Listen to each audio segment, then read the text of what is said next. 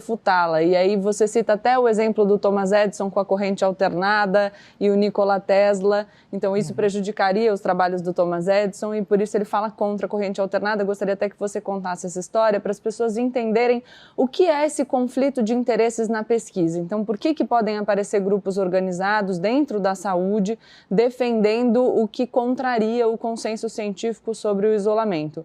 E aí, pensando um pouco no que a Thaís trouxe sobre os esgotos, você também fala que os países que lidaram melhor com o coronavírus foram países que tiveram experiências recentes de combate a epidemias e que aprenderam com as experiências recentes. E aí eu quero saber se a sua projeção é de que a gente vai aprender alguma coisa com o coronavírus para mudar a realidade do nosso país, por exemplo, investindo em saneamento, enfim, investindo em investimento em pesquisa, porque ou se a gente deve insistir nessa negação da realidade e continuar muito suscetível e muito vulnerável a uma outra pandemia que pode aparecer.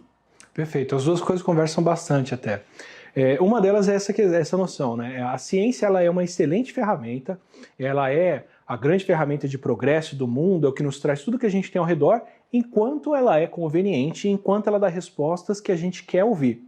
Então ninguém aqui vai ter um conceito formado sobre a importância de tomar amoxicilina para uma infecção de garganta, que é um antibiótico super conhecido e é uma infecção que a gente trata bem. Ninguém vai falar se isso é importante ou não, ninguém vai questionar se foi prescrito ou não esse tipo de antibiótico para uma garganta inflamada. Em compensação, para a Covid, qualquer coisa que se responde que é necessária, como isolamento e outras coisas, tem muita gente disposta a questionar. Isso acontece por quê? Não porque as pessoas estão mais informadas a respeito disso, mas porque nesses casos a ciência está interferindo diretamente na vida das pessoas e em medidas econômicas, comerciais e outras.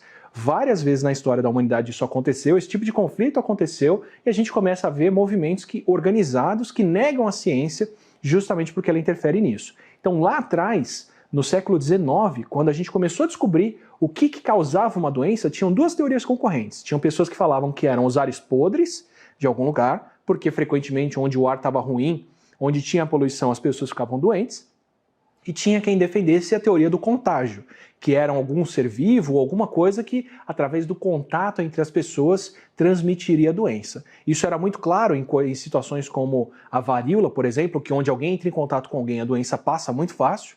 Felizmente a gente conseguiu extinguir ela, mas ficava mais complicado de falar em doenças que eram transmitidas por mosquitos, porque as pessoas não faziam associação que a presença do mosquito que permitia que a doença circulasse ou não.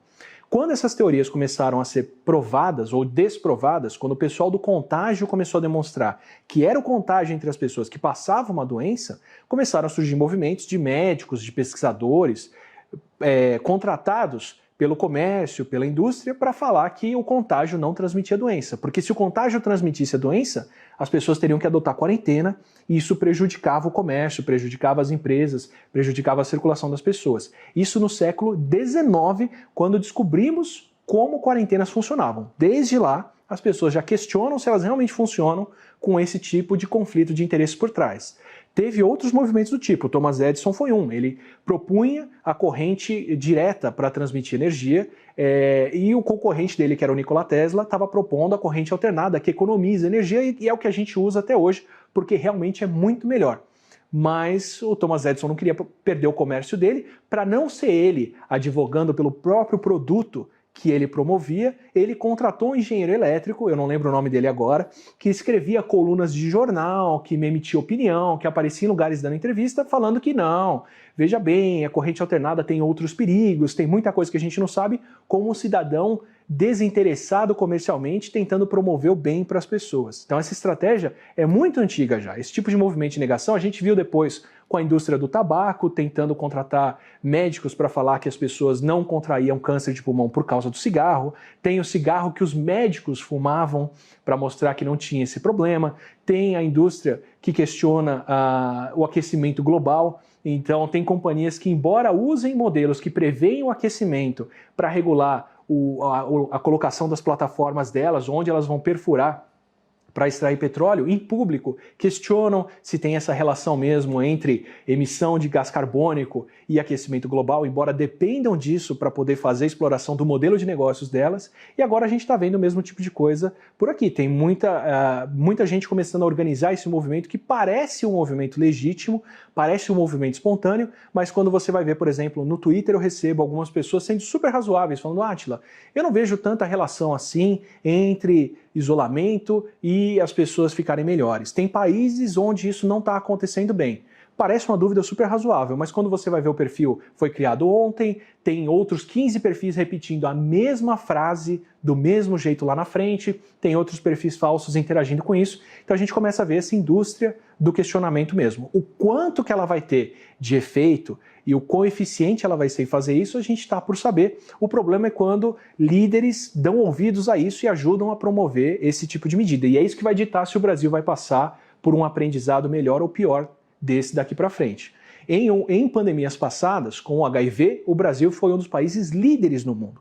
Nossos agentes de saúde atendem as pessoas com HIV, fazem testes de graça, distribuem tratamento de graça para essas pessoas, e o Brasil economiza bilhões por ano por não precisar atender pessoas com AIDS no hospital, mas sim fornecer tratamento gratuito para soropositivos que a gente não deixa chegarem até a AIDS e terem problemas lá na frente. Então, nossa história com HIV é fantástica. Nós economizamos dinheiro tratando as pessoas de graça fazendo isso. Nosso combate à Zika foi tão eficiente que a gente não vê a Zika acontecendo por aqui. A gente tem agentes de saúde básica no Brasil inteiro atendendo as pessoas por uma série de outros problemas. Então, histórico para boas soluções, para boas saídas, para aprender, o Brasil tem muito. A gente repete o nome de Adolfo Lutz, Oswaldo Cruz, Evandro Chagas, porque foram agentes sanitários competentíssimos que resolveram vários problemas do Brasil, inclusive por isso eu não tenho malária em São Paulo, o que já aconteceu no passado.